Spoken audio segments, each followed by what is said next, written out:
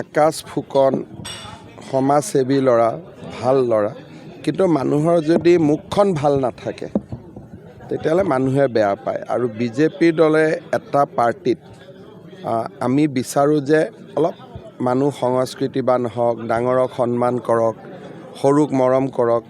ৰণোজ পেগু এজন আমাৰ জ্যেষ্ঠ মন্ত্ৰী, তেওঁৰ বিষয়ে যিখিনি কথা কৈছে শুনি মোৰ বেয়া লাগিছে।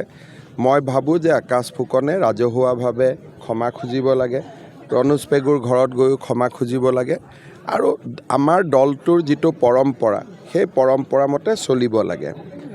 যিজন ঠিকাদাৰ তেওঁৰ বিষয়েও কিছু কথা শেহতীয়াকৈ প্ৰকাশ পাইছে।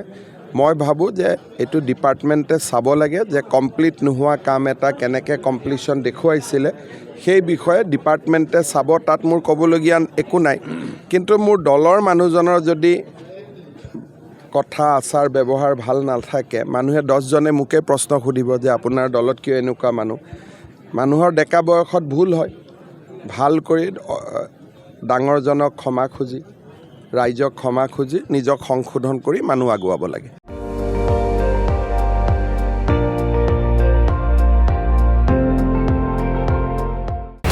আপুনি চাই আছে ND24, সৰ্বশ্ৰেষ্ঠ নহয় সৰ্বোত্তমৰ দৌৰত।